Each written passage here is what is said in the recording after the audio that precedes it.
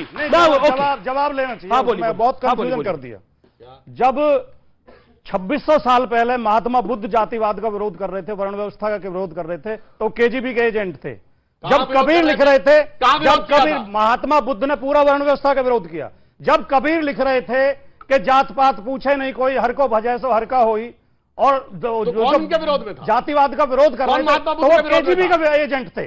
जब बाबा साहब अंबेडकर, अब आप बोलने नहीं दे रहे हैं, मैंने आपको शांति सुना। सुनिए, ये वही शक्तियां हैं जो चाहती हैं कि हिंदू समाज में और ये वही शक्तियां जो 80% लोगों को हनुमान जी को 80% लोगों को पशु समझते हैं, जब पशु से नीच समझते हैं, ये वो शक्तियां हैं ठीक है जो 80% लोगों को पशु से नीच समझते हैं। अरे नहीं, बिल्कुल पशु की पूजा करेंगे, आदमी का सिर काट देंगे। किसका सर काटा भाई? आदमी का पेशाब करते हो, सरपंच से काटा जा रहा है, हिम्मत और क्या तो बोलो,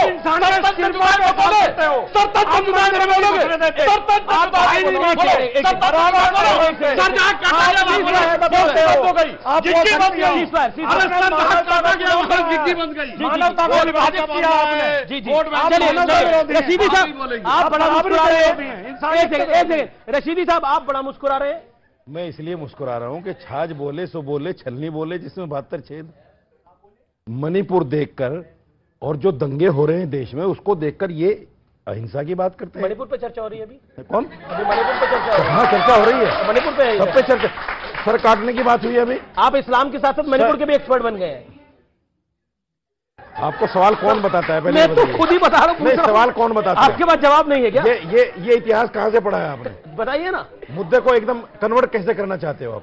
क्यों आप कन्वर्ट कर रहे हैं? अभी बात क्या हो रही है? बात तो करने दो। कन्वर्ट हरी पड़ता है तो आप दूसरा सवाल ढूंढ देते हो। ये कोई तरीका हुआ बात करने का? मैंने तो ऐसा कुछ आप पे जब हरी पड़ता हूँ मैं दूसरा सवाल। अरे कहाँ आप भारी हैं भाई? ये कोई बात हुई? आप भारी हैं। शांति से सुनना चाहिए, जैसे आप इनको सुनते हैं। बिल्कुल सुन रहा हूँ। बोलिए, मुझे नहीं सुनते आप। बोलिए। मैं सिर्फ ये कहना चाहता हूँ, देखिए बात थी सनातन की या बात थी इस्लाम की। जी, धर्म जो भी हो, जिसका भी हो, सबका मानना है कि अपने धर्म का पालन करो। अगर ऋषि सुनक ने कहा कि मैं हिंदू हूं, हमें भी गर्व है उनके ऊपर।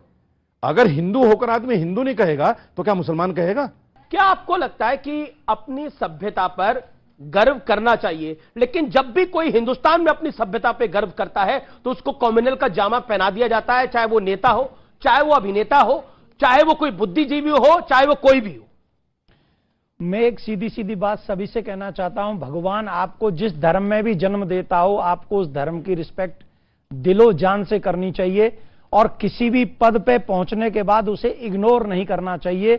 जो मनुष्य उस गद्दी को पाने के लिए अपने धर्म और अपने रिलीजन से खिलवाड़ करता है, टोपी पहनता है, पटका डलता है हरा सा, और कहीं कहीं वो जाके चादर भी चढ़ाते हैं, वो लोग जो अपने सनातन के सगे नहीं हो सके, वो किसी के भी सगे नहीं हो सकते। चौहान साहब ने अभी एक बहुत अच्छी बात कही, मुझे आप कह रहे चादर और फादर के चक्कर में नहीं पड़ना चाहिए सनातनियों को? सनातनियों को न चादर न फादर, हमारा अपना बाप है ना।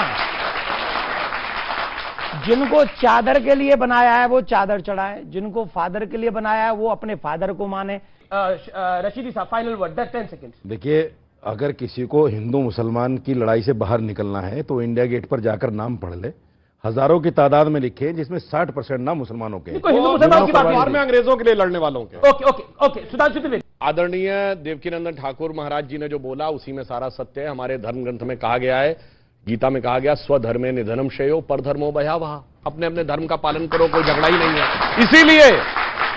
इसीलिए मैं अटल जी की कविता की वह प्रसिद्ध कविता हिंदू तन मन हिंदू जीवन रग रग हिंदू मेरा परिचय की अंतिम पंक्ति कर कहता हूं, होकर स्वतंत्र मैंने कब चाहा मैं कर लूं जग को गुलाम, मैंने तो सदा सिखाया है करना अपने मन को गुलाम।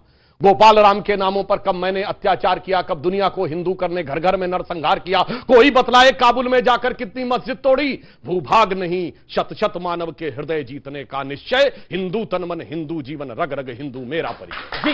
जी बहुत बहुत शुक्रिया आप तमाम लोगों का जुड़ने के लिए। फिलहाल इतना ही। उम्मीद है आज का कार्यक्रम आपको जरूर पसंद आया होगा। नमस्कार।